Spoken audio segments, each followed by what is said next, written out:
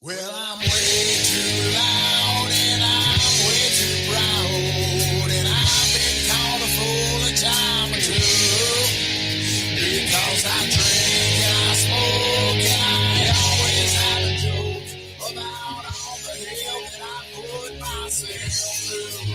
And I've got a few old friends and the good times never end. One call and there's a party on tonight. Well, I'm a rambling man, and I do the best I can. You know my mama, she tried to raise me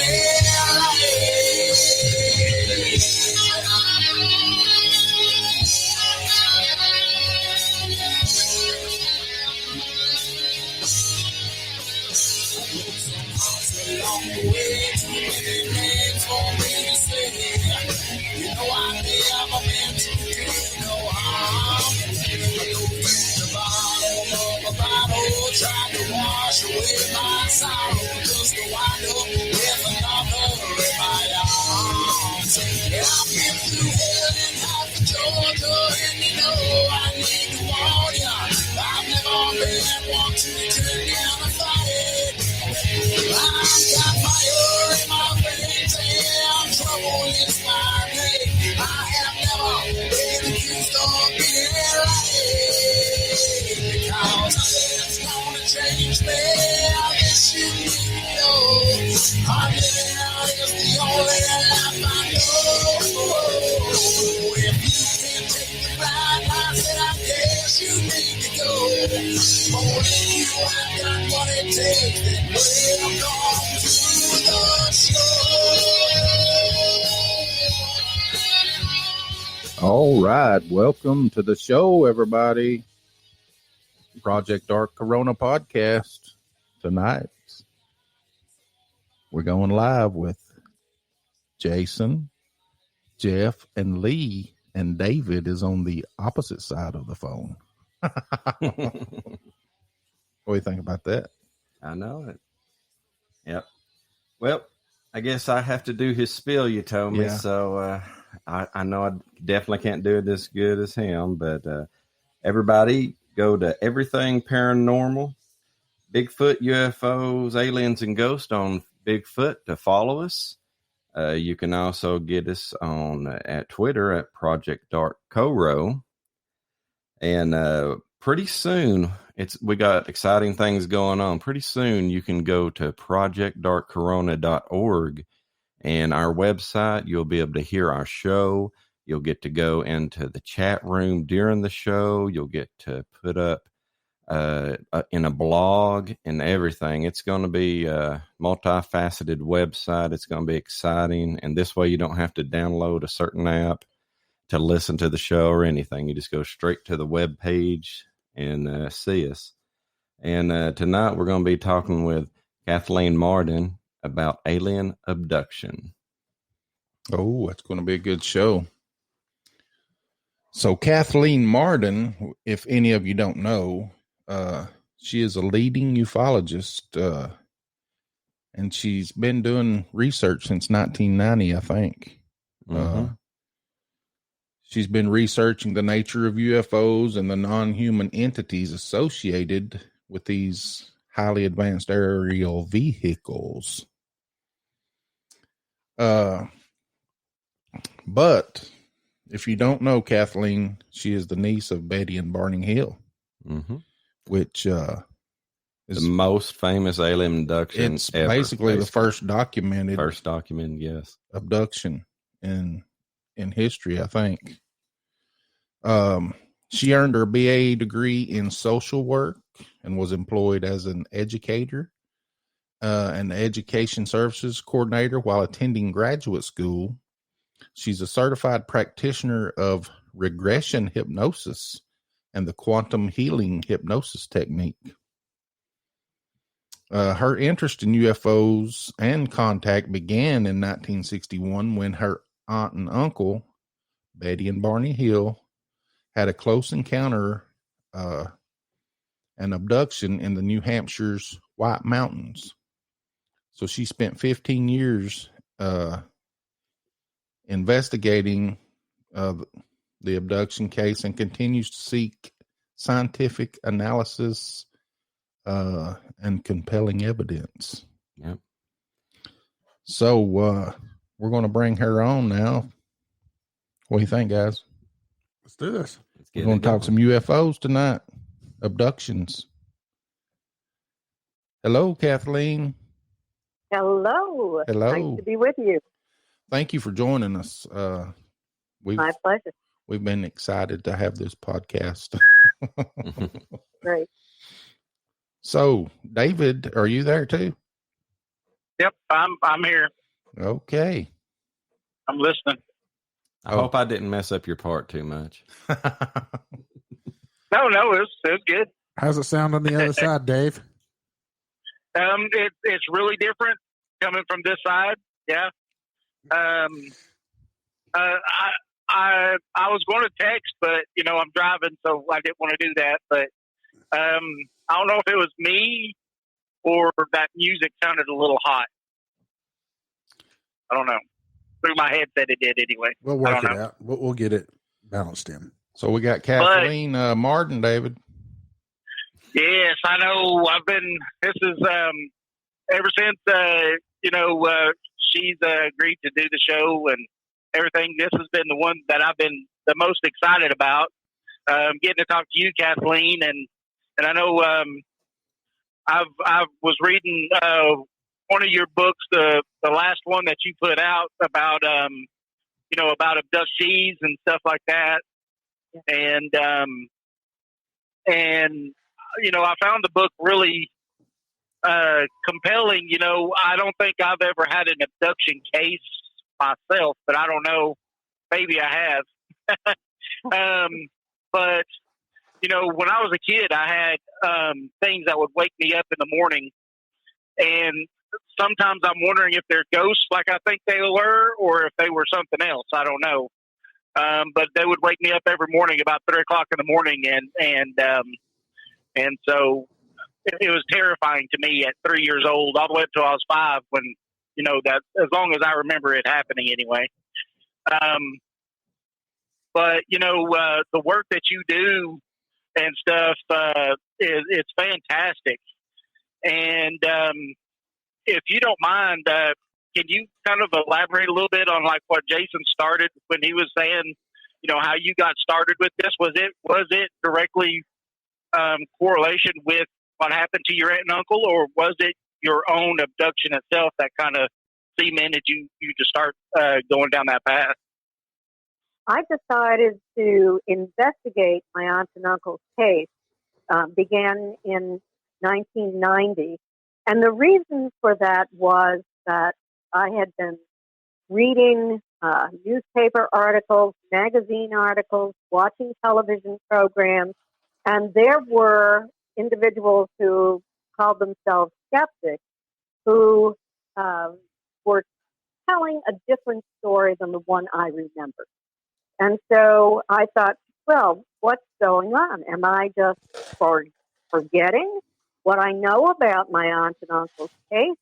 The memory can become distorted over time. Mm-hmm. Or is there something wrong with the things that these people are saying? Now, I was 13 years old when Betty and Barney had a close encounter with that craft in New Hampshire's White Mountains. And I felt a little bit responsible because I had been to Niagara Falls that summer, and I had photographs that I had taken. I had a wonderful time.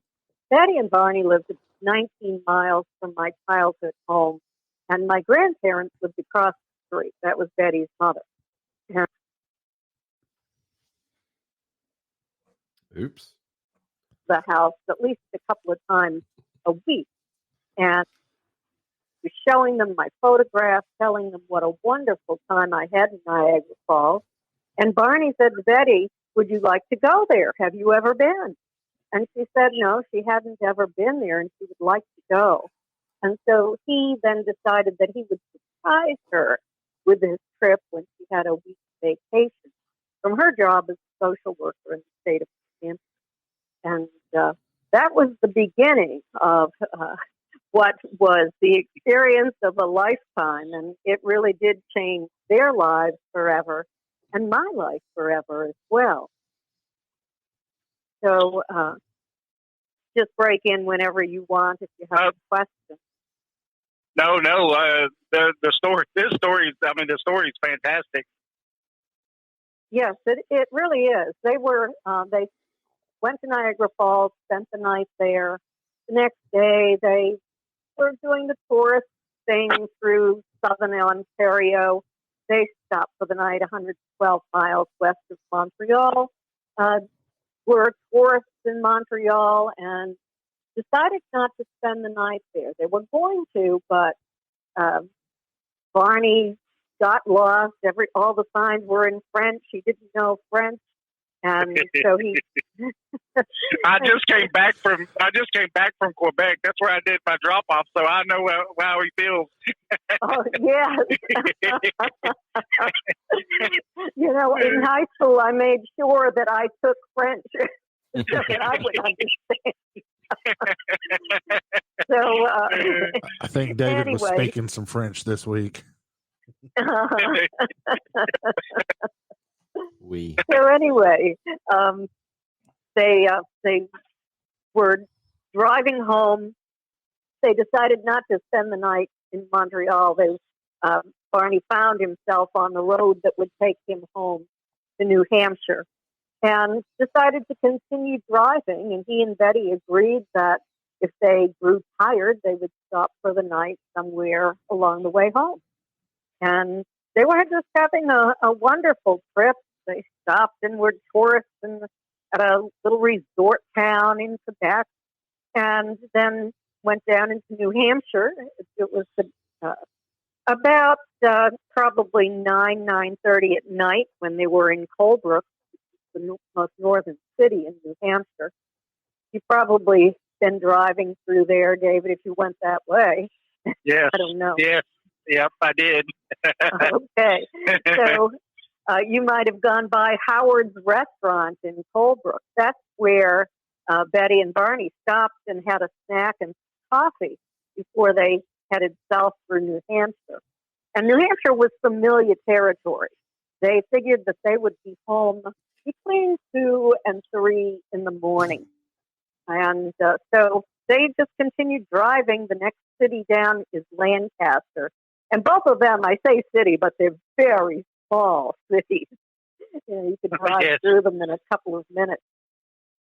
So just south of Lancaster, Betty spotted a new light in the sky. And it's the unusual thing about it is that instead of falling like a falling star, it just flew upward. And so she started to watch it. And she and Barney were just driving along. It was a light, bright night. The moon was about 3/4 full.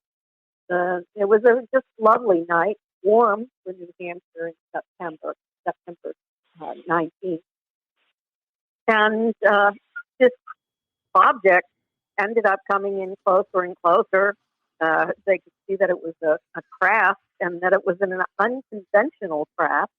They stopped a couple of times, once at the Mount Cleveland picnic area, another time at the Old Man of the Mountain. And by the time they reached the Old Man of the Mountain, the craft was hovering beside the Old Man's profile. Now, the Old Man of the Mountain was New Hampshire's state symbol, the granite stake with the rock formation that resembled an old man's profile. And it was just above Profile Lake until it fell into the lake in 2003, unfortunately. So the Old Man's length from forehead to chin was 48 feet. And that craft hovering in front of the man's profile was at least 1.5 to 2 times the length of the Old Man's profile. And it appeared to be rotating. It appeared to be lighted on only one side. And as Betty and Barney were watching it as they drove along, it was behaving in a very uncharacteristic flight pattern. It would ascend vertically, move over horizontally, descend vertically, over horizontally again, up vertically, and so on and so forth. And then there was a time when it started to bounce back and forth in the sky. And I'm thinking of the Tic Tac UFO that bounced like a ping pong ball over the ocean. Barney compared it to a yo-yo on a string. You throw the yo-yo out and it comes back, sort of in that kind of fashion. But it probably looked like a ping pong ball bouncing back and forth to them. And so they were continuing to drive south through Franconia Notch, which is, it has mountains on each side. There's the Pemigewasset River runs down on the east side of it. And in those days, it was Route 3. It was just a 2-lane highway. It's still a 2-lane highway, but now it is the interstate. It's Route 93. So they exited Franconia Notch, and when they did, it came into the area where the tourist sections are, where there were cabins, restaurants. There were tourist attractions such as Adventureland, and Fox Trading Post, and it was the off-season, so it was very quiet. There wasn't much going on. And Betty was growing excited as Barney was driving and trying to look at the road. And she said, "Oh, Barney, you have to stop. It's coming in closer." So he said, "Okay, I'll stop. We'll take another look at this." But before he could pull off to the side of the road, this craft surged ahead and stopped right in the air over the highway. It was over the lane that they were traveling in and off the side because it was so large. And Barney had to pull the car to the middle of the road and stop so that he wouldn't be directly under that craft. You know, I've worked on a case in upstate New Hampshire, an abduction case, and let me tell you, there was 2 women and their little son, and they were going to choir practice. And there was a UFO sighting, multiple witnesses, lots of people. They pulled off the highway. This was on Route 93 too. And they watched it for a while. They got back into the car because they knew they had to go to the choir practice. And as they left the highway to go onto the road that would take them to, it was her parents' house where the choir practice was taking place, there was a craft hovering over the road. And instead of stopping, she decided to gun it and to drive underneath the craft. Well, the next thing they knew, they were on the opposite side of the highway, coming off the highway. Not the way they were before. They were on the southern side. Now they were on the northern side.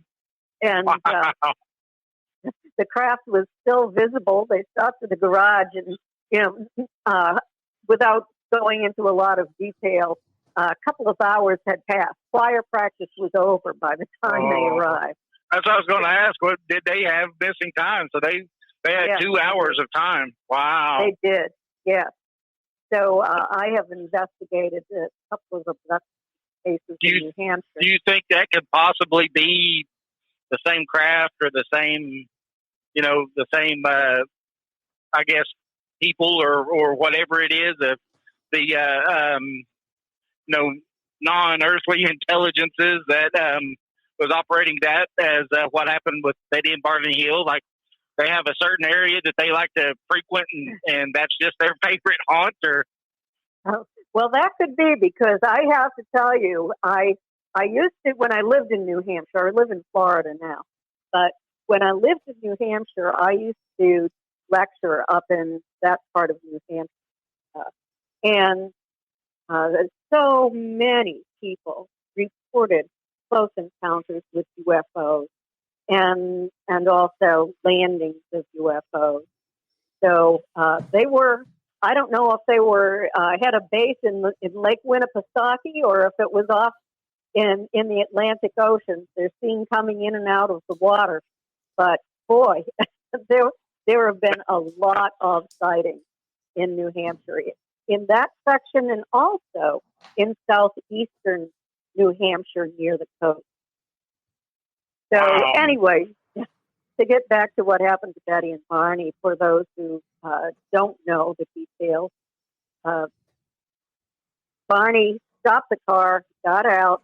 He had taken a pistol out of the trunk on the first stop that they made because he was walking the dog near the woods. There were bears in the woods, so he was going to fire off a shot to scare the bear away. So he had the gun in his pocket already.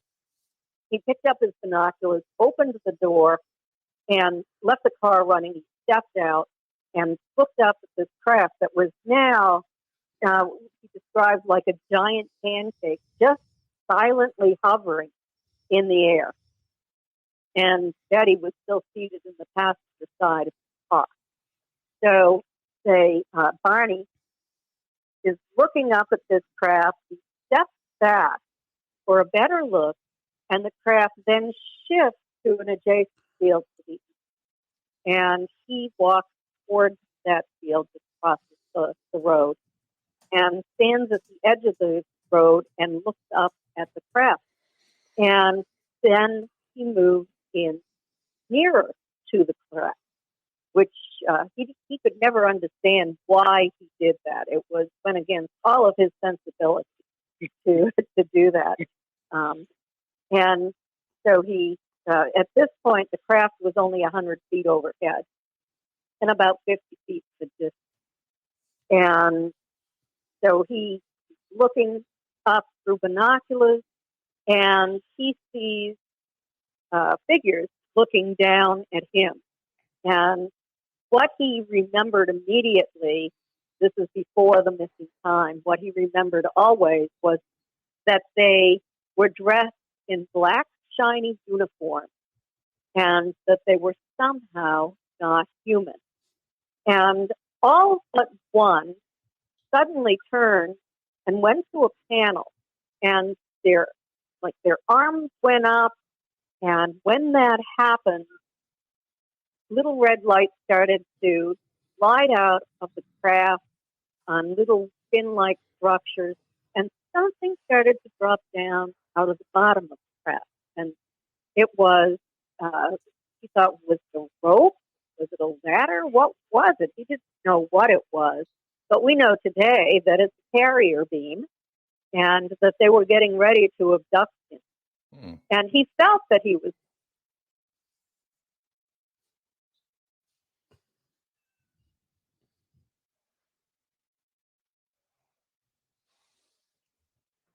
Hello? He broke the leather strap and went tearing back to the car, screaming to Betty that they had to get out of there or they were going to be captured. Thus the name of my book, Captured. And I have just written the 60th anniversary edition of Captured with new scientific evidence. So if you think we had evidence before, we have a lot of new evidence too. But anyway, he went tearing down the highway. As he was entering the car, he saw that the craft was now coming in his direction. So he said, "Betty, roll down the window and look up. I think they're above us." And so she did. And she was looking for the lights. She didn't see any lights. All she saw was blackness, even though it was a bright light night. And she rolled the window up and she said, "No, I don't see them." And then within moments, she and Barney heard a series of code-like buzzing sounds striking the front of the car. The car vibrated, and Betty and Barney felt a tingling sensation passing through their body. And the next thing they knew, they were 35 miles down the highway. And Wow. they had very little memory of what had happened in the interim. They had a vague memory of observing a fiery orb that seemed to be sitting on the ground, of being on a dirt road with tall trees all around, and of a roadblock. But they didn't know where or when that occurred. And Betty said to Barney, "Now do you believe in flying saucers?" Because he was a confirmed skeptic. and he said, "Oh, Betty, don't be ridiculous." And so she thought he was kidding her, but she wasn't sure. And so they just drove home. From there, Barney was looking for a police officer. He wanted to report this thing. They were looking for a place where they could stop for a cup of coffee, and nothing was open. But by the time they arrived home, it wasn't 2:00, 3:00 in the morning. It was after 5:00 in the morning.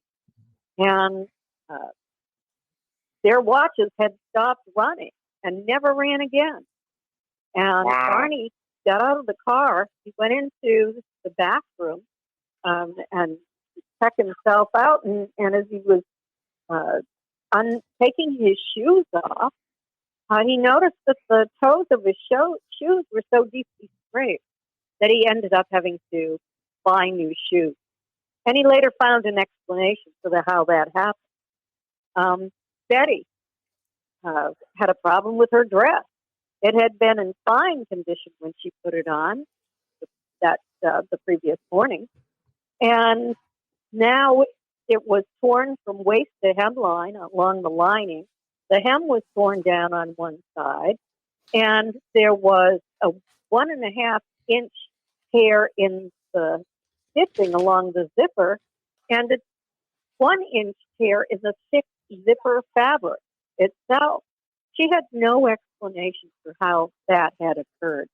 It was in fine shape when that afternoon and that evening when they stopped for coffee in Colebrook, but now it was pretty much really needed repair. So she put it in her closet, and the next time she took it out, it was covered with a pink powdery substance. And she put it on the clothesline. The wind blew the pink powder away, but the dress was discolored. And she thought about throwing the dress away. It was in such poor shape. But she decided to keep it and thought that maybe it would hold a clue to what happened to them during that period of missing time. And also, she called my mother. Barney said to Betty, "Don't tell anyone about this. No good could ever come of telling anyone." Right. And so Betty disagreed. She was highly curious. And also, she and Barney felt like they had been contaminated. They took long showers. So she called my mother. They had sat down earlier, and they had sketched pictures of what they observed, what they remembered. The picture that Barney sketched shows the crafts and the windows and the figures standing in the windows, and says that this is how it looked when it was about 100 feet overhead. He also had it when it was 200 feet overhead earlier. And so Betty called my mother. I'd just arrived home from school, and Betty was concerned. My mother said that she would call a neighbor of ours who was a physicist to find out what Betty should do. So she did call, and instead of having a Geiger counter, of suggesting that they look for a Geiger counter, he said, if Betty has a compass, tell her to go out to the car and see how the compass needle reacts to the car. So he knew something about UFOs that we didn't know. And so Betty did grab the compass. She went out to the car, and she started on the side of the car, acting normal. Of course, we know it's going to spin up by the hood of the car over the battery. But she went to the rear of the car. And there on the trunk were several shiny spots that she had not seen the day before. They weren't there. And so she held the compass over those, and the needle would spin and spin, and when she pulled it away, it dropped down again. So the neighbors went and they saw it. Barney went out. Finally, he was shamed into going out to look at it. He tried the compass. It acted the same way for him as it did for Betty. But he just said to Betty, "Oh, well, it's just a cheap compass. I'm going back inside." Anything to dismiss it, huh? Anything to dismiss it. He did not want to think about that. He, first of all, firmly believed that it was impossible before he actually saw it. So that was the beginning of Betty's investigation of what happened. She went to the Portsmouth Public Library and checked out the first book that she had ever read on the topic. And there was an address in the book. It was written by Major Donald Kehoe, who was then the director of the National Investigations Committee on Aerial Phenomena. And there was an address inside the book. And Donald Kehoe said, if you have a UFO sighting, please report it. And so she did. She and Barney sat down, and she drew the flight pattern, and she typed out a letter, and she talked about the figures that Barney saw on the craft that was dressed in black, shiny uniforms. Before that, my father's best friend had been the chief of police in Newton, New Hampshire, and he had advised Betty and Barney to make a report, a Project Blue Book report, to Pease Air Force Base. And so they did that. Pease was in Newington, the next town over from Portsmouth. And so they made their report, and there were actually 2 radar targets that night, radar sightings, and one was at Pease Air Force Base at 2:14 a.m., and the other one was in North Concord, Vermont, which was only 17 miles from Lincoln. So, and that was earlier in the evening that was observed, and it was the Air Force wrote it off as a weather balloon, but it was flying against the wind. Since wind has a weather balloon, that flew against the wind. Yeah, that's funny. Yeah. So anyway, over time, Barney was very troubled by this. Betty had a series of 5 dreams, and only 5 dreams. In those dreams, I think that she worked out any of the anxiety she was having about this. Her dreams contained information, what she was aware from that night. But sandwiched in between that was a UFO abduction by people who looked very human.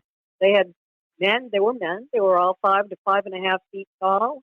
They had black hair, large noses like Jimmy Durante, regular human features, and like humans in every way. They were wearing blue cadet uniforms and cadet hats, but that was a dream.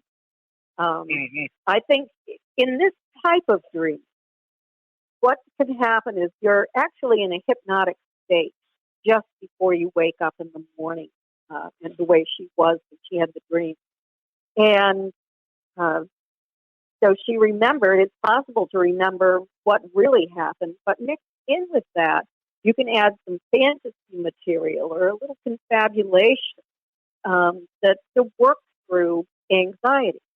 So I think that's what happened to Betty, because those entities that she described when she wrote about her dream were not the entities that she and Barney saw when they underwent hypnosis. And they underwent hypnosis 17 months later. And the reason for that was that they couldn't find anyone sooner. They looked for someone immediately. When Betty wrote that letter to Donald Kehoe, she spoke about how she wanted to look for a hypnotist qualified hypnotist to hypnotize Barney because of his mental block. And then they went to another doctor eventually in Massachusetts, but he said that he didn't want to hypnotize them because they would remember more as time went on. And they did remember more, but it didn't help Barney. He developed bleeding ulcers, post-traumatic stress disorder, that's what we call it today. And he ended up in the hospital, actually. He had high blood pressure. This really had a huge impact. Do you think that had an impact on why he died so young? Because I mean, in his 40s, that's pretty young. It was a brain aneurysm, wasn't it? Yes, it was a brain aneurysm. Right. And I think that there is probably a combination of things. The high blood pressure was one thing. When he was in the service, he was involved in an explosion. And I guess it was a grenade that went off soon, I'm not sure. But we had a neighbor who was a medical doctor in Afghanistan. He was over there, and he was in an explosion, and he came home and had a stroke because that explosion had caused a weakness in a vein in his head. So, that could be related to it. And Barney and Betty never wanted the public to know about what happened. And it was revealed as the result of a violation of confidentiality in 1965. But by that time, they were very politically active. They were invited guests at Lyndon Johnson's inauguration. They were very active in the community. They had set up the Rockingham County Community Action Program. Barney had received an award from Sergeant Shriver, who was the head of that program for the federal government, and from the governor of New Hampshire for the work that he did. And he was the first chairman of the board of directors for that organization.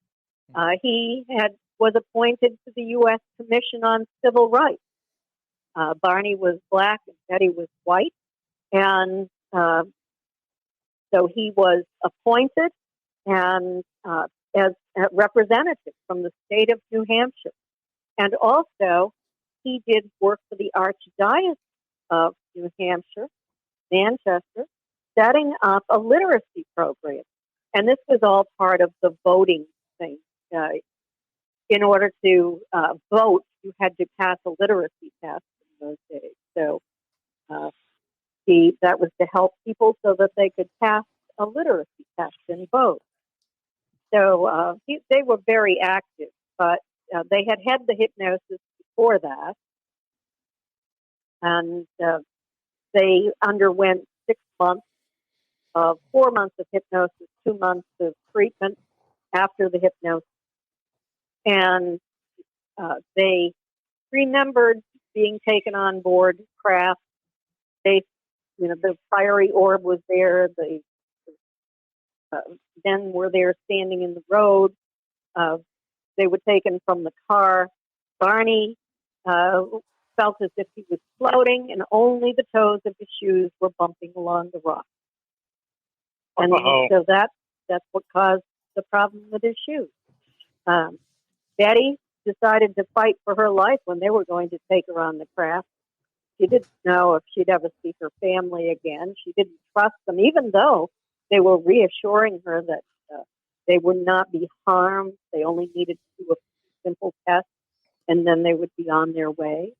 So Betty decided to fight for her life. She kicked the one beside her and the breast and waist to hem line and tore the hem down before again and took her into an examining room. They took Barney into an examining room and examined them. They were very interested in their muscular system, their skeletal system, their nervous system. They took skin samples, hair samples, fingernail clippings, just as if, like we might do, I suppose. Did they have any physical things happened to them, like on their body or anything? Markings or anything like that? Yeah. Not that they noticed. Betty always denied having an implant, but I'm pretty sure she had one because she could call in Kraft. And Barney was sore the next day, probably from pulling the binoculars down so violently. Although they inserted a needle into Betty's navel 10 years before we had amniocentesis being used in hospitals here, they did this to Betty. So when they returned home, they had all of this evidence, but they didn't notice any physical markings on their body. Now, today, I keep a catalog of the physical markings on people's bodies because certain groups appear to use certain markings in people for some reason. And I wish I knew why, but I don't. So do you think the reason they were abducted was for fertility reasons or hybridization, maybe? Yes, I do think that they had already started the hybridization program. I've investigated cases that occurred before Betty and Barney were taken, but they were never reported. There was one that was reported in the mid-50s, but it was never investigated because NICAP just scoffed at it. And so I think that, they took a sperm sample from Barney. They took over from Betty, most likely. So it was part of their hybridization program. They had all of the equipment. They had the rooms set up for this kind of thing. That program had been going on for a while. And from what I understand about it, and I've done a great deal of research on the history of government involvement in the investigation of UFOs. And they were tracking UFOs dating back to 1946. And in 1952, when the UFOs buzzed Washington, D.C., and were seen on radar, and military jets were scrambled, and there was such an uproar about it in the press, Major General John Samford held the largest press conference at the Pentagon since the end of World War II. And what he said at the beginning of his speech was that these things have been seen in the skies dating back to biblical times, that they are reported about once every century, and then they go away. But he said in the 20th century, it appears that they didn't go away, and that the Air Force was just studying this very carefully. They weren't going to get too excited about it.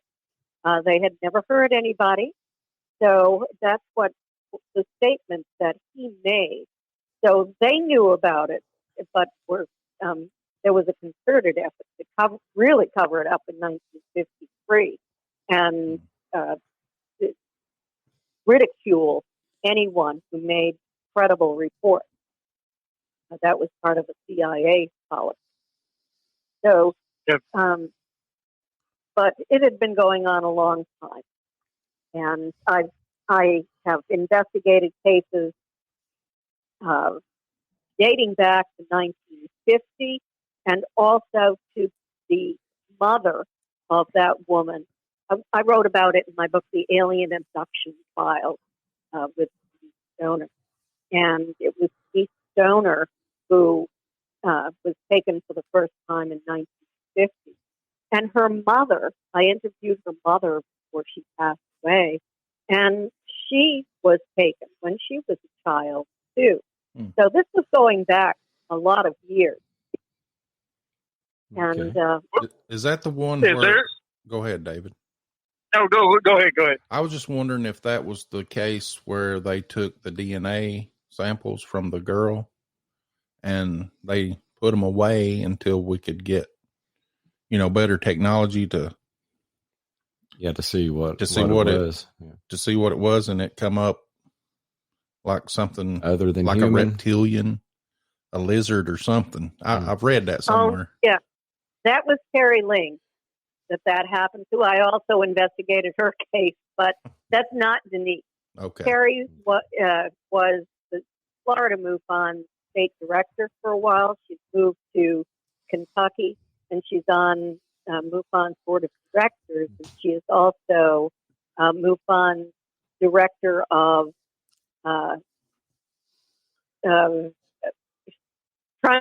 enrollment. I don't know what it's called, but trying to attract people to join MUFON. So, yes, so that was Terry. And the DNA test showed reptilian. Pretty amazing. It is. It was the reptile that is closest to humans and found in South America. So this is usually the point in the show where we're going to take a quick break. Okay. And give our sponsors a chance to stretch their legs and stuff. And when we come back, we'll be looking forward to discussing some of the other stories outside of that was a great reading of the history of your aunt and uncle.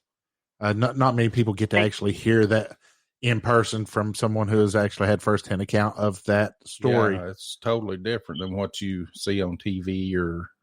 It is. It is. It is. And, I did a very long and thorough investigation with Stanton Friedman, and he vetted my work, and Dr. Bruce Maccabee and Linda Bolton Howe vetted it too. So the story I have in the book is the truth, the real story.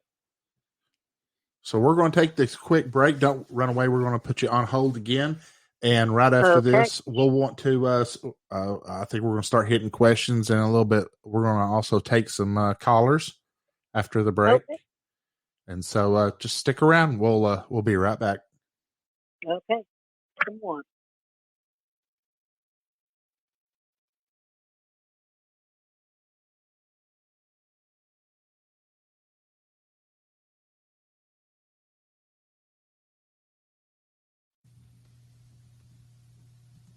Welcome to Willow Branch Botanicals.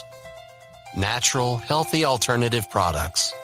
Here we use only the best plants to grow and produce CBD-derived products and other wonderful essential oils. Plants are grown and monitored carefully to produce the best raw materials for quality product. Harvesting and processing are managed with strict good manufacturing practices and food safety requirements as our top priority. With the use of our up-to-date lab and modern food quality processing equipment, we are able to produce wholesome hemp and CBD products and other essential oils. Once packaged and sealed, the end product is stored securely until ready to be shipped. We take pride in every step of the process, even to the shipping out to you as a customer. For more information, visit us on www.willowbranchbotanicals.com or Facebook Willow Branch Botanicals.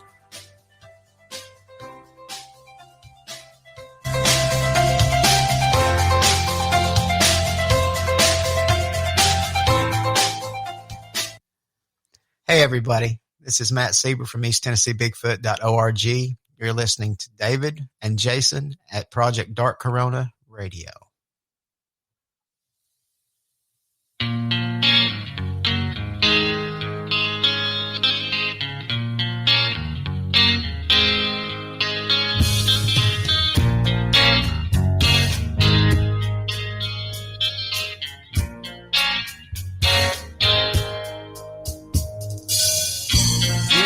So lonely,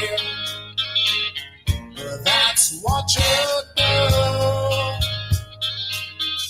Just one more reason to see it through. So come on and stone me, 'cause that's what you do. Just be sure you save some stones for you.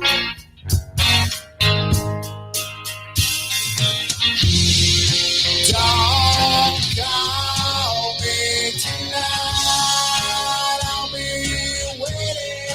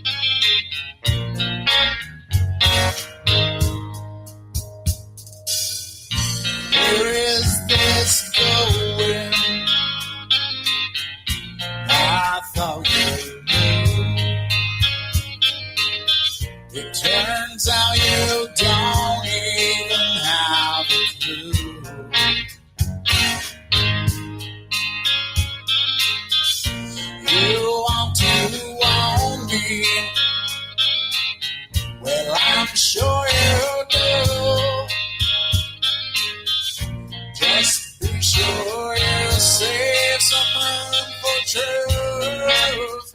Oh, yeah. Don't call me tonight. I'll be waiting for you. Don't fall from the line for something that you think is true. So think it through and watch what you do.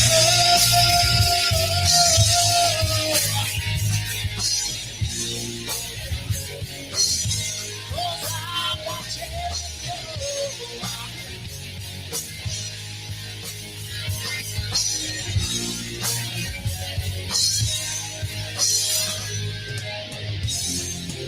Don't call me tonight.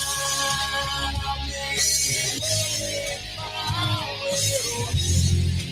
Don't fall from the line for something that you think is true.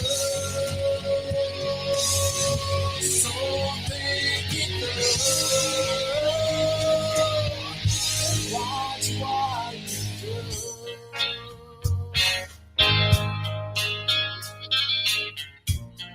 All right. Welcome back to Project Dark Corona.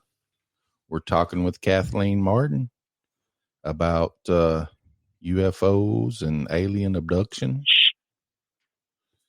You still with us, Kathleen? I am here. Oh, thank you. David? I'm here. Okay. So, Dave, did you get a chance to talk with Kathleen during the break? Did you test out whether you can still communicate? No, I don't know. I don't think she can hear me. I don't think we can hear me. I think you may be breaking up a little bit, Dave. You're up there in the Highlands, I think. Yeah, he's gone. So, Kathleen, one of the things that fascinates me is what actually happens with the human mind. We all know that human memory is probably, and they find this out in court cases all the time, that, you know, they'll ask a witness, well, what was the person that is accused of this crime wearing that day? And usually they're off by colors or what they were wearing or anything else like that. So human memory is more pliable than we like to think it is. It's less, but especially for detail. Right, exactly. And one of the things that in knowing, you know, your background, and especially whenever it comes into regression hypnosis, you know, what I want to know is some of the more eerie or the creepiest things that you found in your background in researching regressed memory. In regressing, I don't know if you could say creepy. And most of the people, once they are able to work through their fear and take a less biased look at what is occurring, it's not bad. It's not bad at all. And, you know, so that's pretty amazing. For years, I thought, oh, this is just the worst thing. It's the most horrible thing. It's just, think of astronauts from another planet, another solar system, just coming here and interacting with humans from time to time. And I've worked on 3 major projects. Let me put it this way. I hate to talk from my own personal experience because that could be biased. And I find that people who do talk that way present biased information. But I've worked on 3 major social science studies with about 5,000 experience. And so we asked a number of different questions. And when it came to things like evil aliens, how many thought that these entities that they interacted with were evil. 10%. How many would end their experiences today if they could? 29%. Wow. And for the abductee group, which we put as separate, it was only 25%. No, 15%. 15%. So this kind of mirrors, which our last guest was talking about another subject whenever it comes to like the shadow people experience, where most people are now leaning toward the abductions don't appear to be most people aren't starting to take them as being dangerous. What they're seeing them more as is it's not evil, it's not good, it's more just it's an experience. It's not really it's well, basically whatever you make of it. So if you go into the situation terrified, well, yeah, it's a horrific experience. But if you're someone that just, wow, this is a strange thing happening to me, you tend to walk away from it as being some form of almost spiritual experience. Yeah. What I do and have for a number of years now when I work with people is to help them to move beyond fear. And once they can do that, they can project love toward the entity. And when they can project love, then they can begin communication. What we have found is that many people who have been taken for years and years, who are older now, have been given a lot of information. And those who were ill, 45% of the abductees who were ill have been healed by these entities. So that was a really statistically significant figure.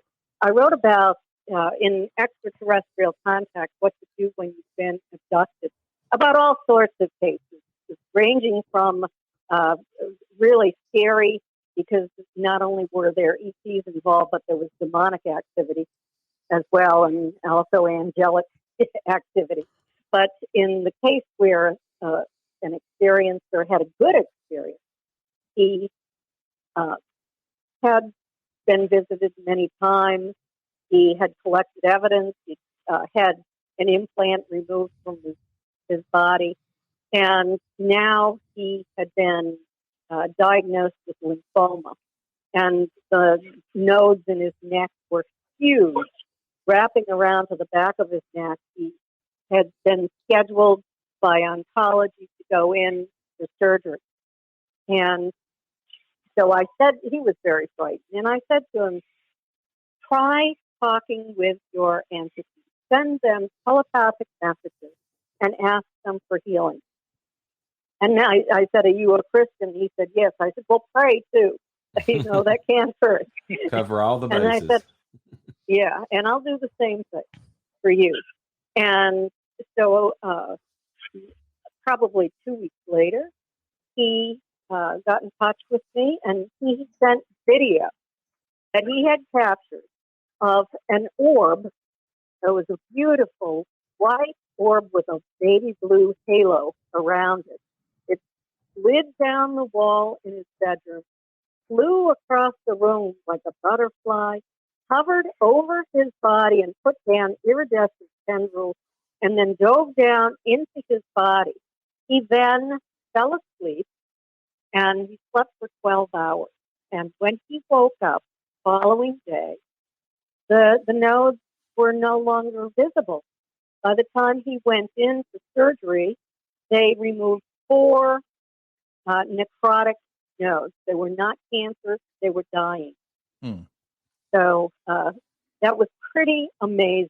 He gave his files to a medical doctor that I know, and that medical doctor reviewed everything and wrote about it in the Edgar Mitchell Free Foundation book, Beyond UFO. I also have a chapter in that. So pretty extraordinary. But in the case of, if you want to hear a really scary case, it didn't come out through hypnosis, but Yes. it was the case of a pilot. He was a commercial pilot, and he was close to 50 when he retired and opened up a small airport, and he was had a little crew working on planes. You sound like you've read this. Yes, this is the book of yours that I read, was this one right here, and that was what you're about to tell a story of. It was really creepy. It was very, very creepy. In fact, I had gotten in touch with a paranormal investigator, well known, and we were going to go out and do an interview and investigation, but unfortunately the pilot died. But to begin the story, he and his wife had bought the airport, and there was an apartment there next to the hangar. So they were living there, and they were going to build a house on some land adjacent to the airport. And he heard some people outside the hangar one night, went out to see what was going on, thought maybe some kids were out there drinking and might vandalize. And what it was adults. And they were pointing into the sky, and there was the most brilliant craft he had ever seen in his life. And it was unconventional. And this got him hooked. He had no interest in UFOs, of course. And so he decided that he was going to try to call in craft. He had a little control tower kind of thing. And he went up into the tower. He had laser lights of various intensities and whips. And he was using those to try to signal craft to come in. He was doing all sorts of things. Finally, craft did come. And he captured some photographs of a landed craft and a craft that was hovering in the air. There's a photograph in extraterrestrial contact, what you do when you've been abducted. And so he knew nothing about UFOs, but he thought that he would call them in, and then they would sit down together and have a meeting. And they'd talk to him about why they were here and what they were doing. Well, it didn't happen that way. His sister was working overseas. He was on the phone with her in the middle of the night, one night, and hung up and decided for some reason just to walk over and look out the window in his door. And he did that, and he opened the door, and what he saw below was a dark brown, tall, about 6 foot tall entity standing kind of up against the wall, so he wasn't that visible. But then there were 3 little white, just chalk white entities dressed in silver suits. And he said they moved in unison, and when they did, it was just like a gate swinging. And they started, I guess, toward him, and he locked the door, not knowing that they could get through. And he went to bed. He didn't remember what happened next. But then it escalated, and he ended up being taken. His wife ended up leaving him. He was alone there at night. He woke up one night in his underwear, barefoot, about a mile away from his house. He had to walk home. So he was having a really difficult time, very fearful of what was going on. And he started sleeping with his gun, and this entity came into his bedroom, and it was standing there at the foot of his bed, and he took his gun and he shot it, and shot holes through his closet door and through his clothing, but the entity disappeared in a brilliant blue flash of light, but it left some kind of liquid on the floor, which he did not collect. He just cleaned it up.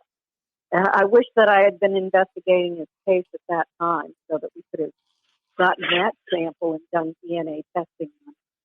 Yeah, that'd been something. But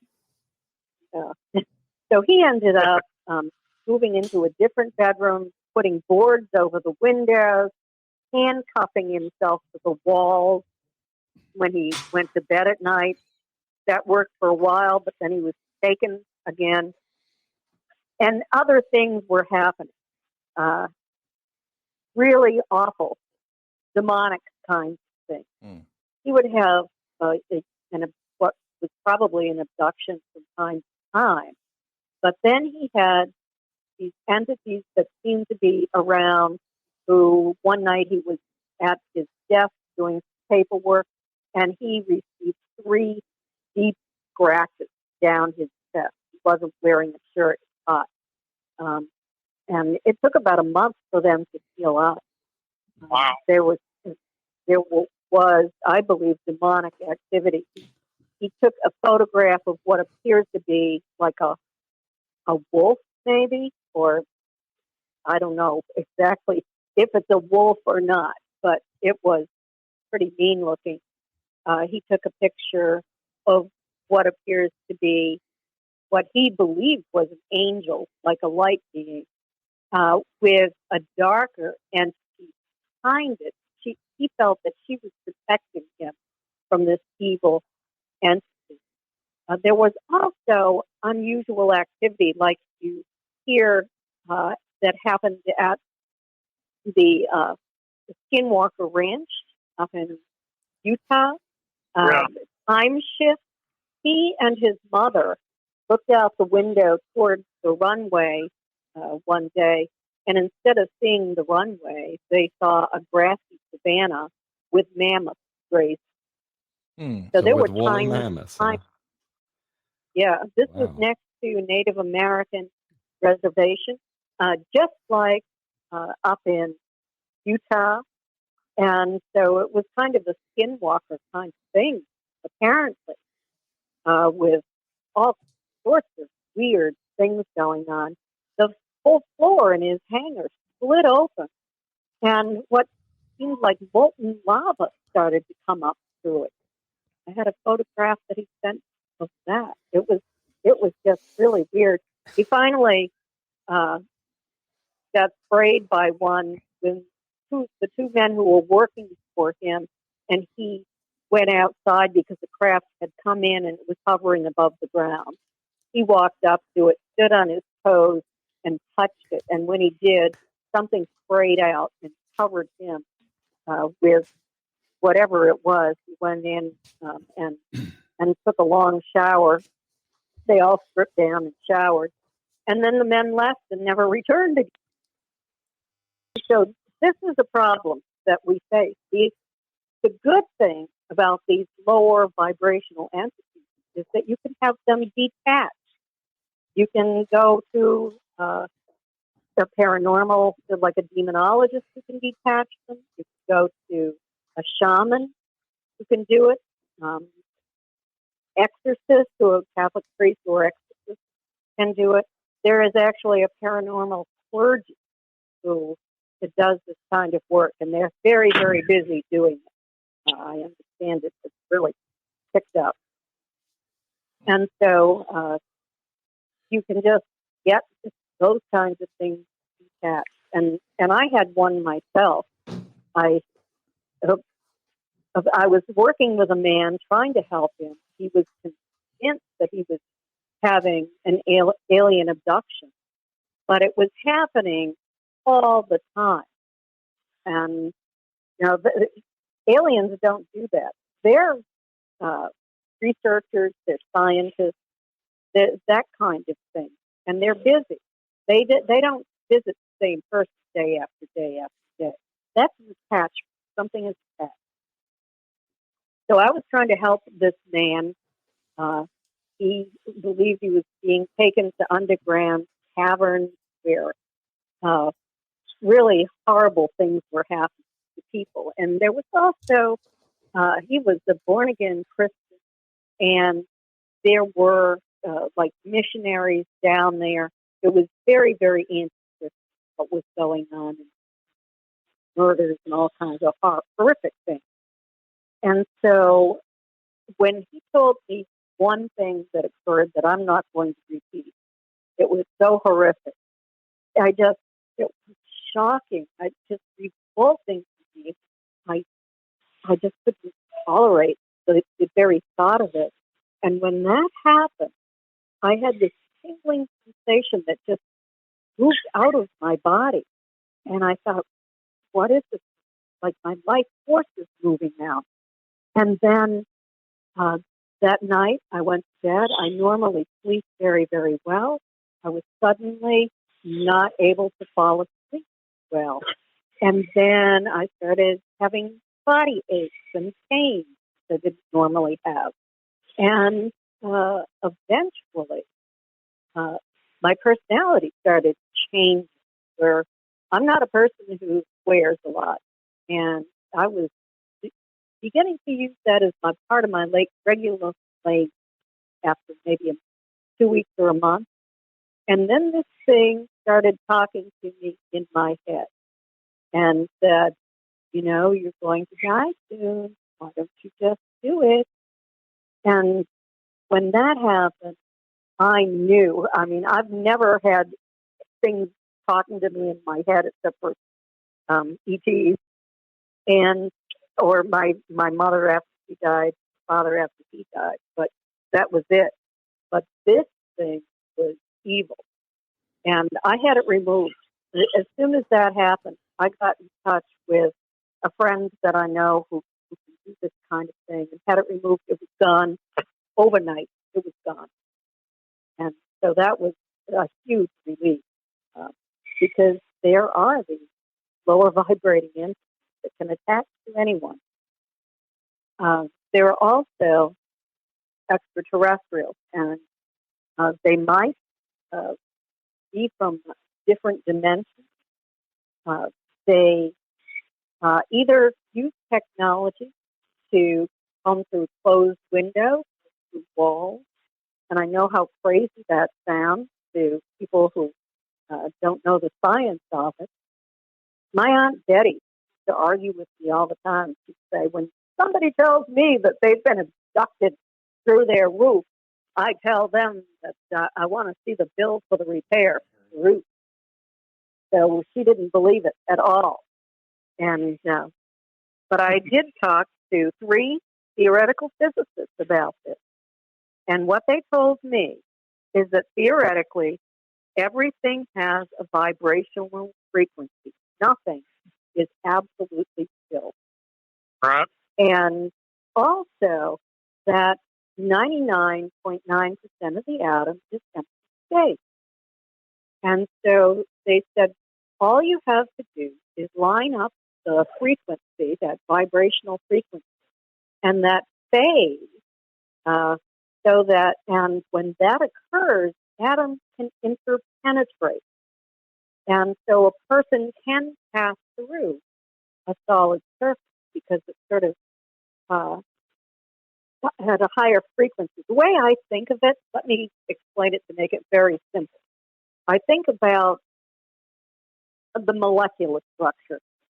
Just think of you have a small pan of frozen water. So you have this ice, and you dump it into a larger pan, and you turn on the stove, and it turns to liquid, and then it's boiling, and the steam escapes. So you have more movement then, like the atoms or the molecules are moving around quickly, and then you can see that, but it then moves to the point where it just dissipates. It's still there, but you cannot see it. And that's what happens with these non-human entities that we believe are extraterrestrial. They come on craft. And I was talking with a man. For 10 years, I was a Mutual UFO Network Director of Experiencer Research. I built a team of 45 kind, compassionate people who talked to people who are having these experiences and just wanted to have a private conversation and know where they could get help. And there was a man on my team who's not an experienced, but he wanted very bad to have an experience.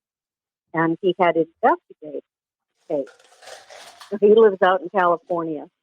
And he and his wife were in bed one night when it was the wall of their bedroom opened up. And he saw a light. And he saw what was like a room, like maybe a room in a craft. But it was connected to his bedroom. And then these entities stepped through. They were like gray entities stepped through. And one of them had a hose, and he did something with that hose to him. But this man at that point was completely paralyzed. They paralyzed him, so he couldn't move, or his wife. And then when they finished doing what they were doing, they went back into that bright area, that room, and the hole closed up, and they were gone. And this man who was on MUFON CRT said that the size of that room that he saw was far larger than could have possibly been there. That he lives in the city, the houses are very close together, just an alleyway in between. And he had this experience. So I've received so many reports, people who have seen craft that is inside their house and seems very small, but they can go into it and it seems huge. There's this kind of distortion. It's like Doctor Who and his TARDIS. Yeah, maybe. Science fiction becomes science fact, maybe, for highly advanced entities. Right. It seems like magic to us that they're so highly advanced. I was working on a really interesting case that I might write about. I haven't wrote. I think I wrote on my blog about it, but there were two women, and one lives in North Carolina, the other in Georgia. One is the stepmother, one is the stepdaughter, and they were paranormal researchers, highly respected. They went around to old plantations and got EVPs and voice recordings from the period of time in which they had been plantations. There was a film made. They had written articles, that sort of thing. But they wanted to do an experiment.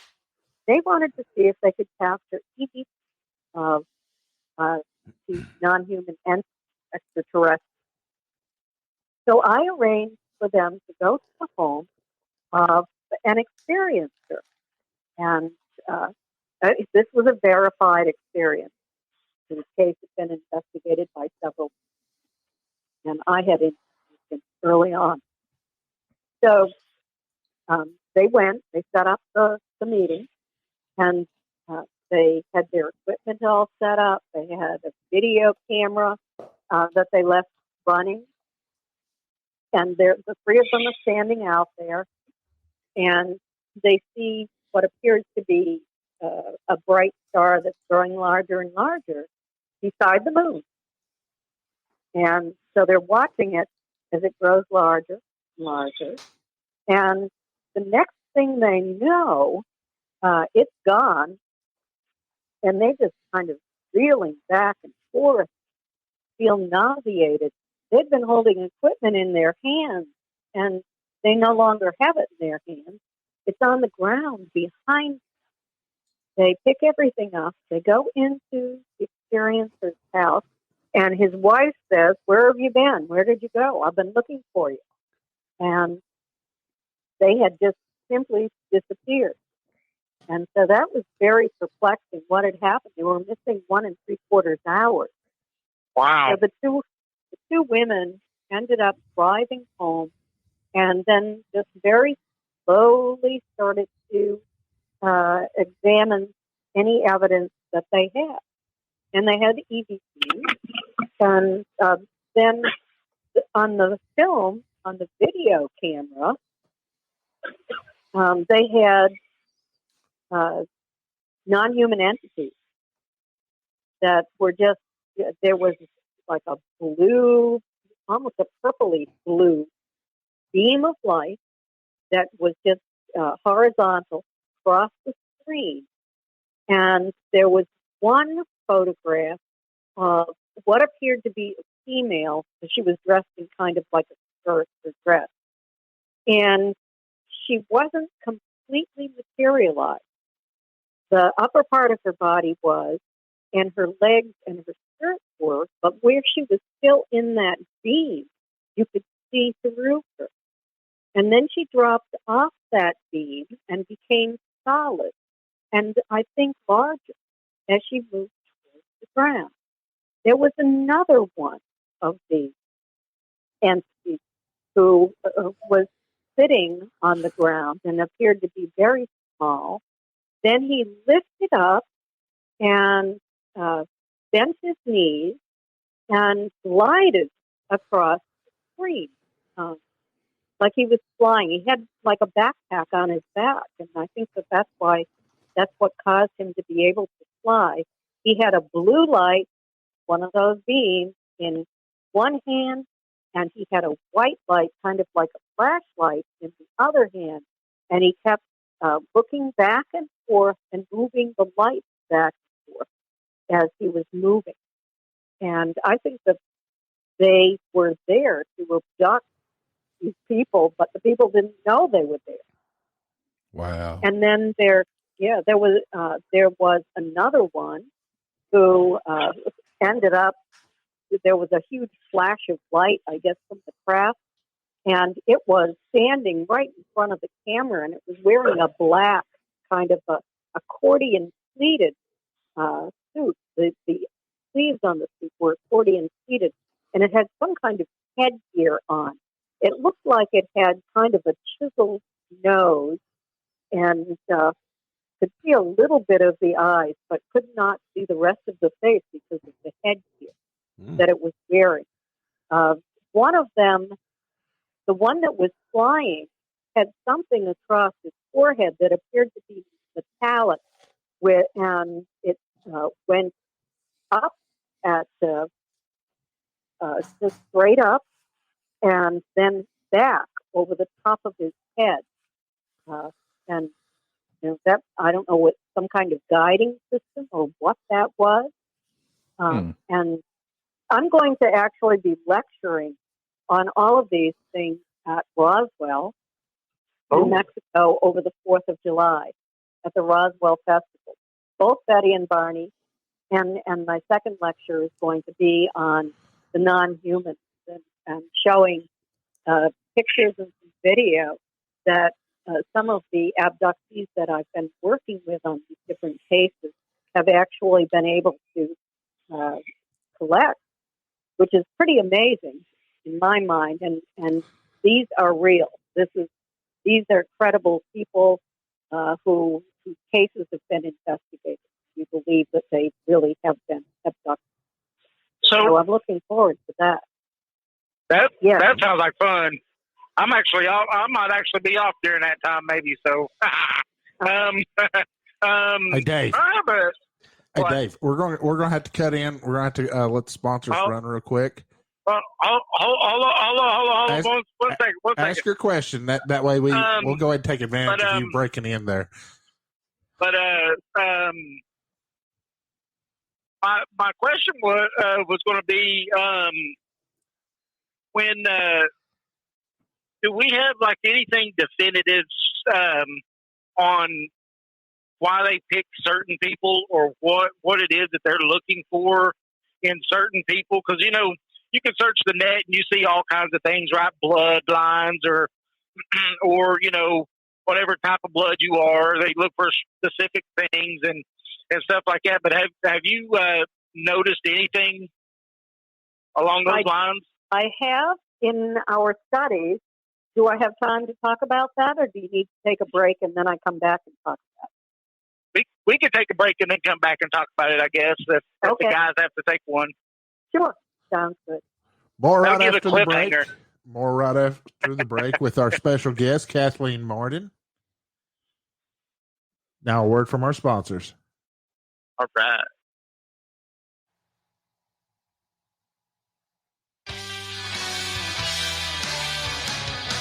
Have you ever thought of using alternative health products, dried herbs, edibles? If so, check out Willow Branch Botanicals. They have a nice selection of nature's products straight from their farm to your family. Items such as essential oils, herbs, hand sanitizers, beeswax, also edibles, such as their Tennessee Wildflower Honey. So check out Willow Branch Botanicals at www.willowbranchbotanicals.com. You can also find them on Facebook at Willow Branch Botanicals. Remember, where nature's products are done right.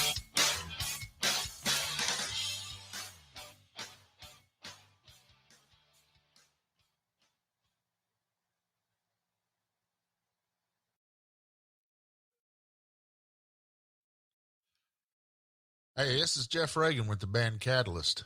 You're listening to Project Dark Corona. Mistress of the swamp. She can give a man anything he wants. She got that fire burning in her eyes. But you want your soul after you die. You can hear in the graveyard sing a song. Come to me for torture and soul. It's time to make it on the day that you know you want. So don't walk that shackles around. Cause you've been bought and sold and now you're mine to hold. My personal property with a shriek of a banshee. She screamed, go down, shout, go down, shout, go. She rolled them bones, she reasons, go down, shout, go down, shout, go. Eyes roll back, she starts to shake them on. Go down, shout, go down, shout, go. Oh, bless my soul. You got us on and thrown. Doing that hoodoo, you go. The preacher man, he screams, she's a demon. Then it got a visit from the corpse of Bobby Freeman. She got the women running scared. She got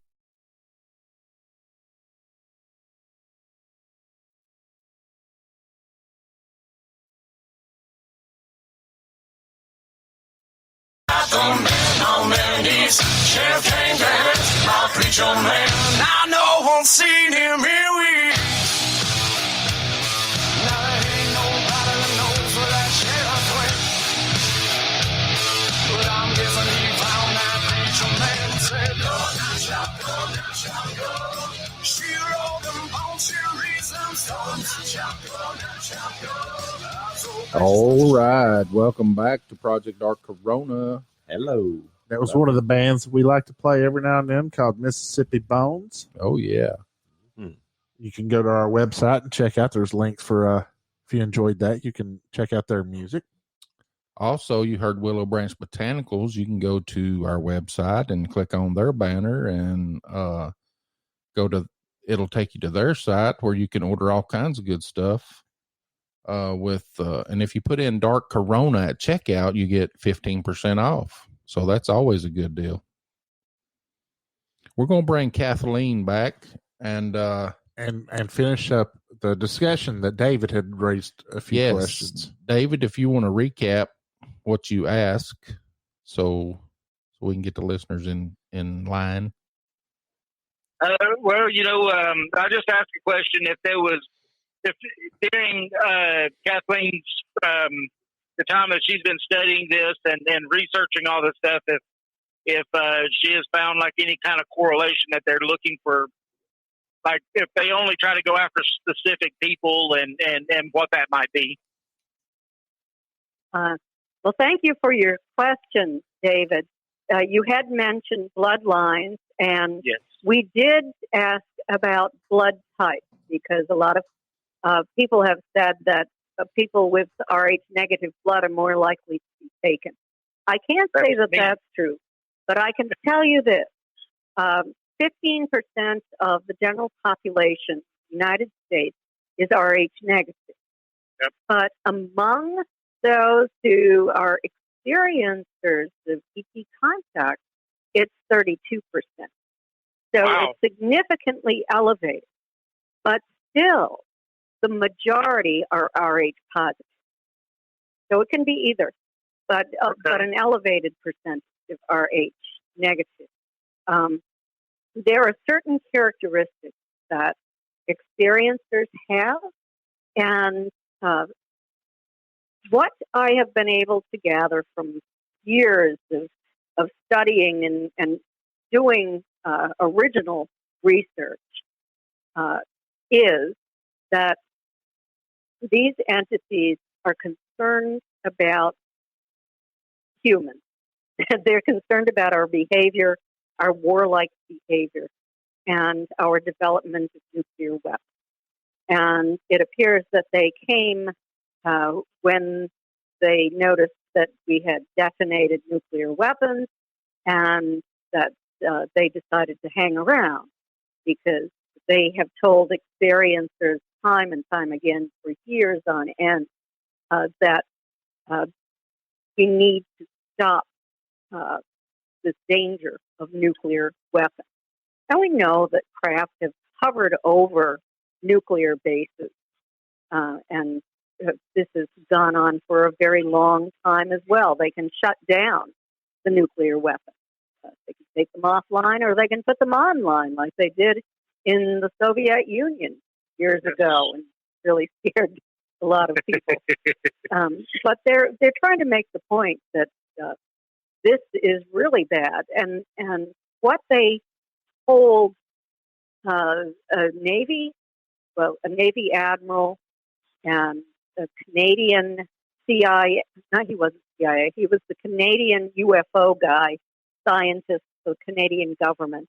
They were working with a woman who was communicating with these non-humans. And what they told them was that when nuclear weapons are detonated, it tears into the fabric of dimensional fabric, and it tears holes into it. And so it goes into other dimensions and causes damage and destruction in other dimensions as well. That's what they said back in 1954. Wow. So, been a long time, but that was all covered up. I have the FBI documents on that, and I have the original letters that were written between the Navy Rear Admiral and the Canadian scientists who worked for the government. So fortunately, I was able to get my hands on those. The Admiral's granddaughter gave me copies of their letters. And it really was eye-opening on what was really going on. They were attempting to fix the magnetic line because they said that the nuclear weapons also were collapsing the magnetic field, the lines. Oh. And so the ley lines? Yeah, maybe it was the ley lines. The word that was used, I think, is the magnetic. Oh, the electromagnetic field. No, it was the magnetic something. I can't remember the word right now. I'm sorry.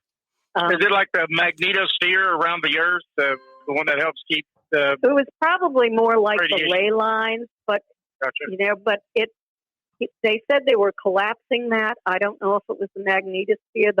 That was not the word used, but there was scientific evidence that those were being repaired because the scientist was not believing. He was just researching to try to find evidence that what had been stated was true, and he did find that evidence. So they were here to help out, but they've also been working on this program, which they say is to upgrade the human genome and also for their own benefit, so that they can become more sustainable. Could that be like the earth chakras or something, maybe? No, I don't know. It's different words that, different people, whenever they try to explain something, sometimes, But we all have chakras right. in our bodies. Through India is actually the part of the world with the idea of energy fields through the human body are. Those are called the chakras. And but what we looked at the characteristics that experiencers have. There had been an academic study on this too, comparing experiencers of ET contact with near-death experiencers, and found out that they had a lot of the characteristics. But what we discovered is that 86% of the abductees said that they had become more spiritual. 52. Sorry. 52. Oh, okay. 52% of the experiencers were psychic, or and a higher percentage said that they were intuitive.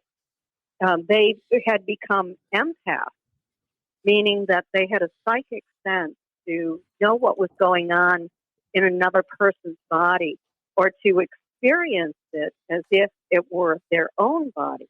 Now, this is a brilliant idea as far as I'm concerned, because if the ETs are doing this, they're changing humans in that way, there will be no more wars. There will be no more crimes against other humans, because if you harm someone, you feel their pain. That's what an empath is. Mm. Yeah. So that was pretty amazing to me. It's generational. Contact is generational, and 60% of the abductee group, let me put it this way, they knew other members of their family had been taken, probably higher than that. And among experiencers, 50%. So, is there a possibility of you ever being abducted and just don't know anything about it? Most or don't remember? Some people have said that they could be abducted, but they don't remember anything about it. I've worked with people who have been abducted since they were children, but they thought they were just ghosts in the house, and they would be frightened by these ghosts from time to time, and believe that that's what it was. But then later discovered, well, there was missing time, and they had memories of what happened on the craft. So that can happen. But most people remember something about it, remember part of it. For example, 70%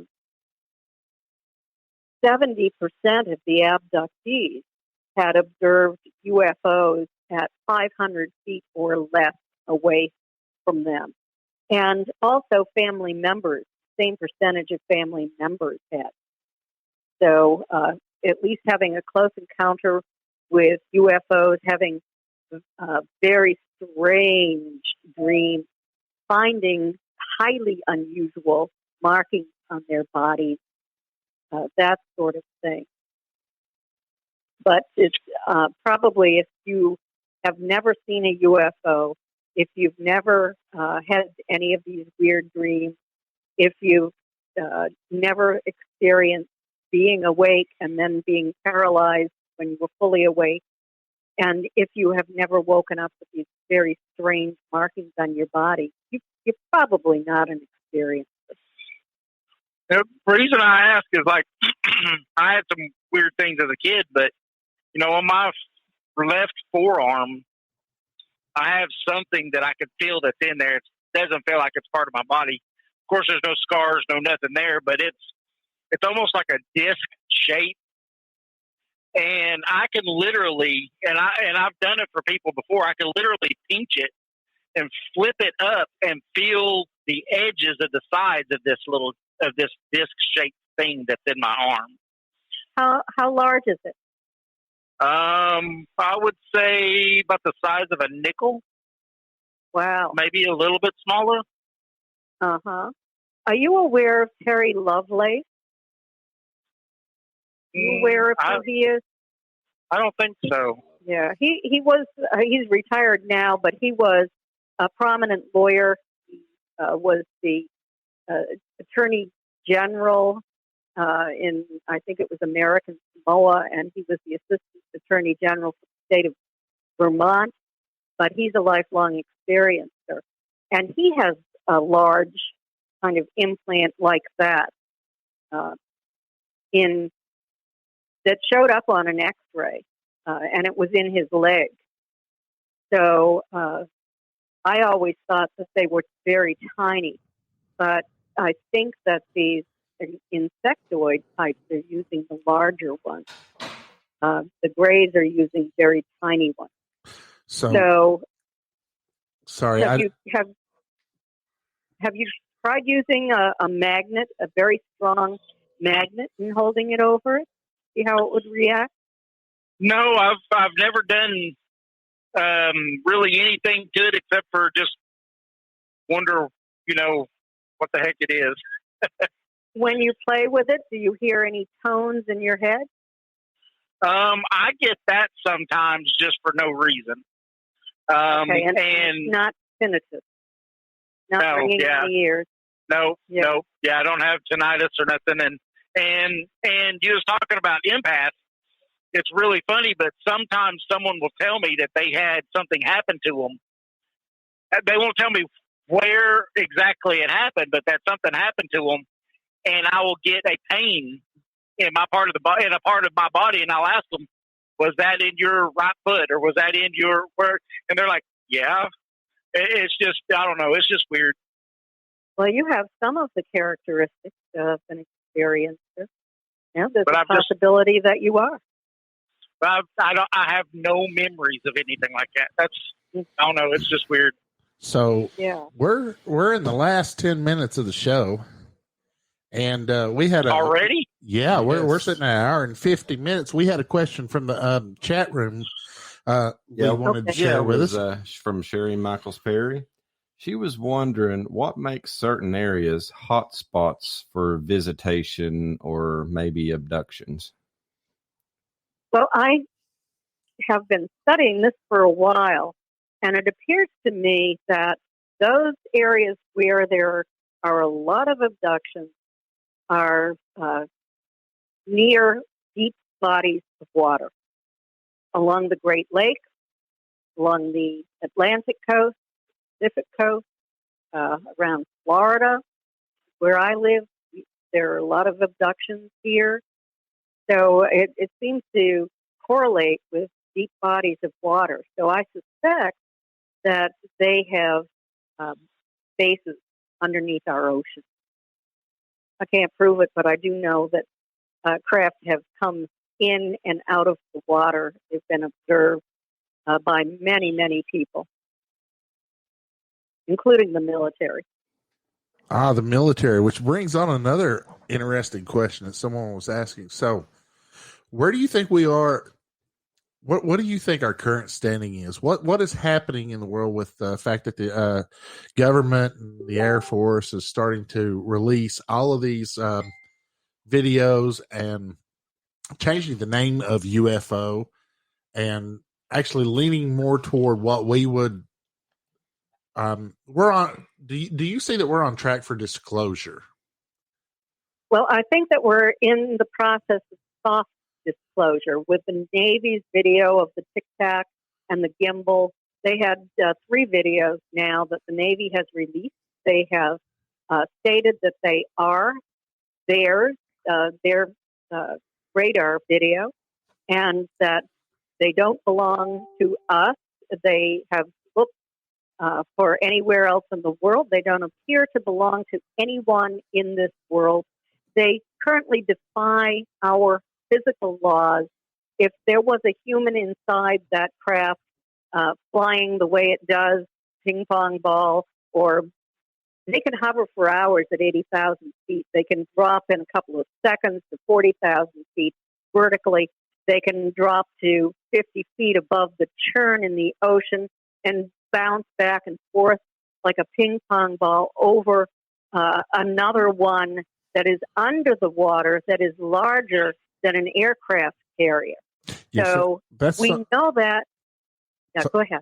Yeah, that's some of the interesting information that David Fravor was talking about whenever he was telling his story recently, talking about how even though they were able to follow this craft, they couldn't keep up with it, but the craft was moving towards specific coordinates that they were actually going to be going to in the first place. And as they were going to meet this craft, there was something else underneath the ocean that it was a large vehicle. They couldn't make out the exact shape of it, but you can tell that there was something there because the wave breaks were starting to actually occur, as if there was something just subsurface that only occurs whenever you have shallow water. So, yeah. And the way that David Fravor described, if you haven't had a chance to listen to David Fravor talk about it, there's just some really good shows out there. Maybe one day Lee will be able to get us an interview with Commander Fravor, but it's to the point that in the military they don't know what it is. They can't say what it is. All they can do is report on just the nuance. Here it is. This is the data. This is the video. It's an amazing story if anybody hasn't had a chance to look at it. Yes, and they're calling them UAPs instead of UFOs, unidentified aerial phenomena, because they have things that are like fuzzy orbs, but then they have solid craft. They have craft that appears to become interdimensional. They have all sorts of video, and they're just trying to understand it. And what they'll do is probably what they have done from the very beginning, and that is a little bit of information will be released to the public. The military will gauge the public's response to the CIA, and if there is public hysteria, the lid will clamp shut again, because it's the job of any government to make its people feel safe and secure. And so, if there's any hysteria, they're just going to retract all of it. That's my take on it after studying this for so many years. Yeah. So I think it was, I watched something where a show you was in, I think it was 2015 maybe. Can't remember what it was, but you were talking about disclosure and that there was a program that they had started. I guess the government or the entities, whatever, I can't remember what it was, but it was some kind of program they had started for disclosure that we weren't ready yet, but they're getting us ready. Yeah, I think that I was saying somebody had asked me what it would take to have disclosure. Yes. And so based upon my knowledge of the history of government involvement in the study of UFOs, I was speaking about what they have done in the past and how, they would have to have movies, television shows, articles to introduce the idea of UFOs to people. Look, they have Ancient Aliens. They have all sorts of, on the Travel Channel now and on many other channels that I've been on, where I've given interviews. They are slowly letting the public know what's going on. And it was back in about 2013 or 2014 where they stopped calling out the debunkers or the disinformants who would give false information after the true information had been given. Right. Yeah, I know the show, I forget. It was Alien Encounters or something like that. It had Stanton Friedman in it and Jim Mars and a couple other people I can't remember, but it was a great show. Mm-hmm. So I've been on a lot of shows, so I don't remember. yeah, I put your name in on my Amazon Prime, and it just pulled up everything. Mm-hmm. Yeah, I watched quite a bit in the last few days. And But it sounds like you got enough stuff that you could definitely, write 5 books. Write 5 books and do hours and hours of podcasts. Hopefully, we'll be able to do it again with you. Yeah, I think we've just scratched the surface on this. Yeah, I'm working on my 6th book now. So, Wow. had a great time talking with you folks. Would you? Do you have a website that you would like to promote, or any books? Oh, absolutely. You can go to my website. It's Kathleen, Kathleen dash or a hyphen, and then Marden, MARDEN.com. And you can see my books. I mean, you can purchase a book from me there if you'd like an autographed copy, and or they're available in all sorts of formats in online bookstores and physical bookstores. And I have some articles on that website. You can read where I'm going to be speaking this year. We're planning on having some live conferences again, so that's pretty exciting. Yeah. Yes. David, we're going to Roswell. I definitely want to go. I really do. I want to go on our website and find out exactly when it is, and I want to try to make plans. We got to make plans for that. And you're flying in through Denver, right? Yeah, Denver International. You got to take the pictures, or did they take everything down? You know, they took all that down from. They've took just about everything down. Yeah, all the murals they've taken down out of Denver International Airport. That's a show for another day. Too many people were talking about it. Yeah, we sure do appreciate you coming on and joining us. Thank you. Thank you very much. Well, and thank you. It was a pleasure talking with all of you, and I'd love to come on again. Sorry about all the technical difficulties we've had, but you know that was really weird. We are live radio. If you get a chance to go back and listen to it, I said something. Well, those things happen. I said something and it just echoed forever. I mean, we had to shut everything down mid broadcast and kick it back on. Yeah. Wow, that's weird. Yeah, Dave, go back and check it out after we post it back there. But yes, once again, thank you. Thank you, Kathleen, nice for coming on. Caliber on the show tonight.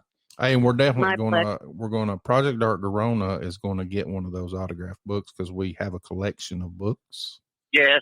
Maybe a couple for a giveaway. Who knows? Yeah, we might give away a couple. Hold on a second. You're supposed to give a shirt away tonight. Okay. You got to give a shirt away. You got to give a shirt from East Tennessee Bigfoot. East Tennessee Bigfoot. Yep.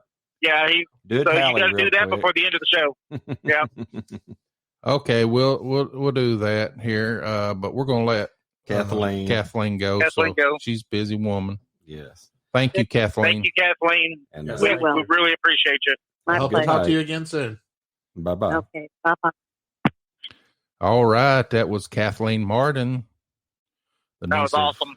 Yes, the niece of Betty and Barney Hill with the best story I've heard of the abduction case. I mean, they had a lot of different stuff in it. Yeah. Yes, and that was the book that she was talking about. That was the book that I was reading, and I will tell you, it's fantastic.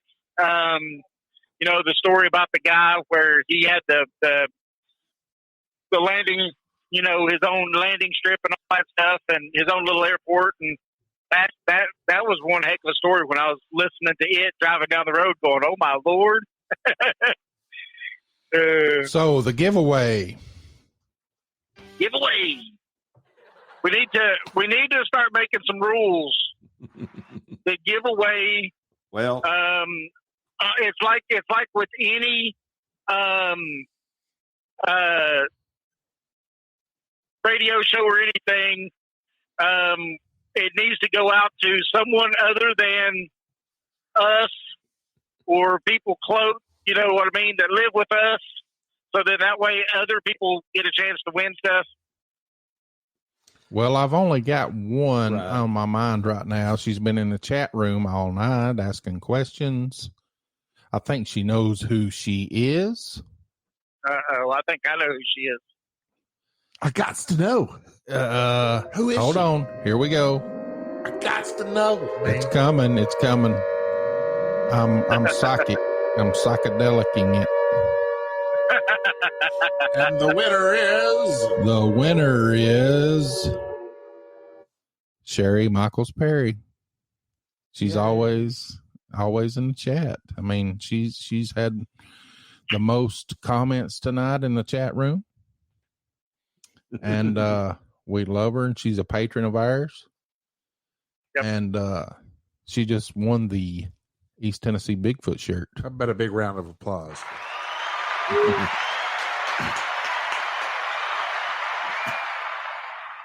So what you got, David? You got anything for us Before we get out of here? Well, I have to talk. Uh-oh. Well, Lee's got to talk. Lee's got to talk, too. Lee's got to tell us what's coming up next week. Go ahead, Lee. Yeah, I mean, we give away the East Tennessee Bigfoot shirt, and that just ties right in with our next week's guest, which is Doug Waller.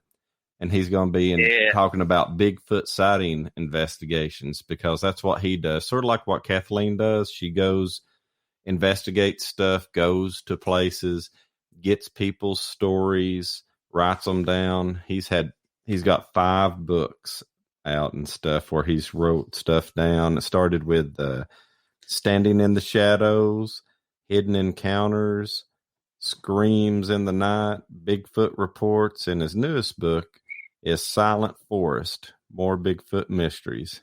So he's one of these guys that he didn't think of himself as a writer till he wrote his first book, and then he wrote another one, and he kept going. Yeah. That's awesome. Yeah. That's So, going to be pretty cool for next week. That'll be a lot of information we could go through. Oh, yeah. Oh, yeah. And for y'all that don't know, East Tennessee Bigfoot.org, that's our buddy Matt Sieber. He's got a website where he collects Bigfoot encounters. Experiences. Yeah. Yep.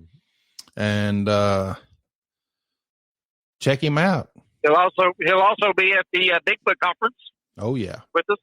Yeah, and that'll be in Gatlinburg, Tennessee in July 24th is the Bigfoot conference. And we're going to have our booth there as well, right? Oh, yeah. We'll have a booth there with selling something. I don't know what we're selling yet, but we're selling something. Catalyst CDs. Catalyst CDs on sale for $5.99. Put a picture of Bigfoot on there, and they'll $5.99. Sure. Oh, yeah. So whatever you can get them for. We want to thank everybody for joining us tonight, and and thank everybody that's going to be listening to this podcast. Yep. We did have a few technical difficulties. And thank you, Dave, for letting me keep your seat warm while you're out there on the road. Well, thank you for keeping it warm. Yeah, I think he needs to all of you guys more often. all of you guys did a good job tonight. I think so. I think y'all need a round of applause for yourselves. Y'all did excellent. Yeah, there you go. See? Here's one for you, buddy. He just has to do it every week somehow. Yeah.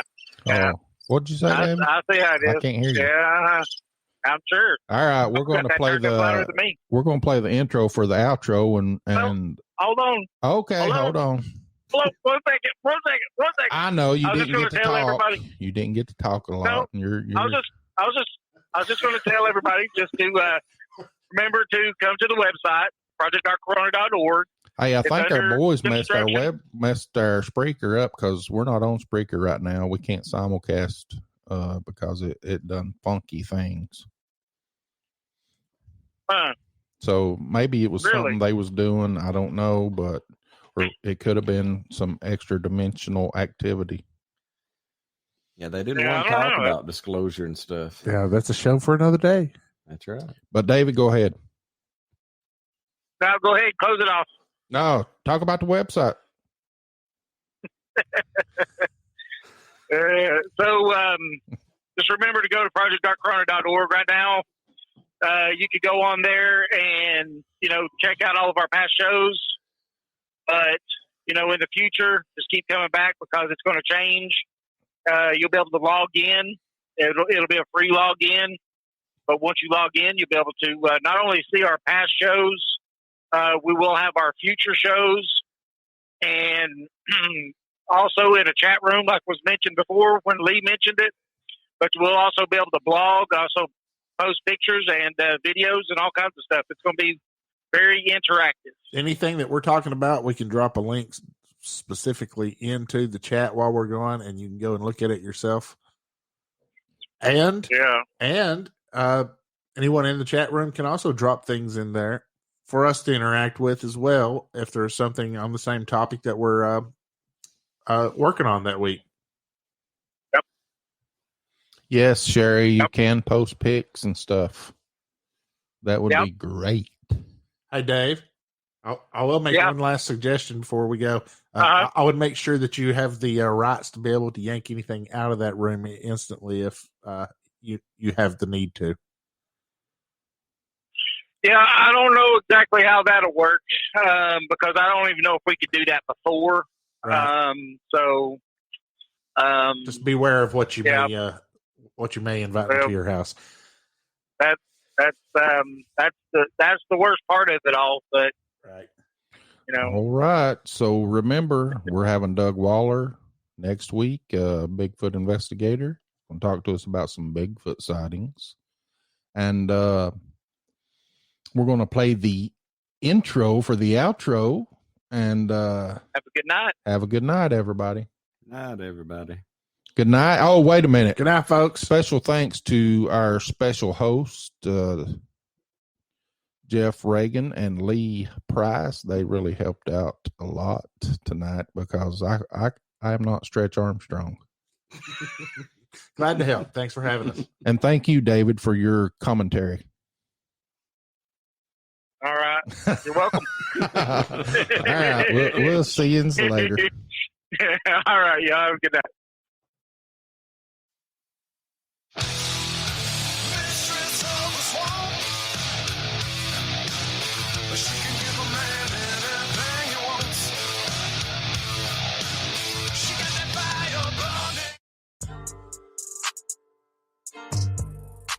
You're listening to Project Dark Corona Podcast, brought to you by Project Dark Corona.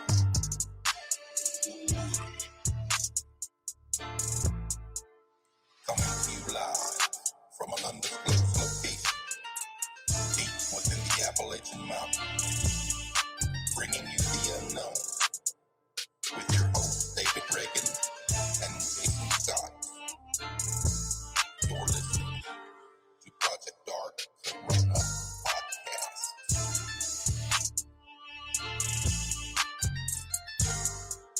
Project Dark Corona.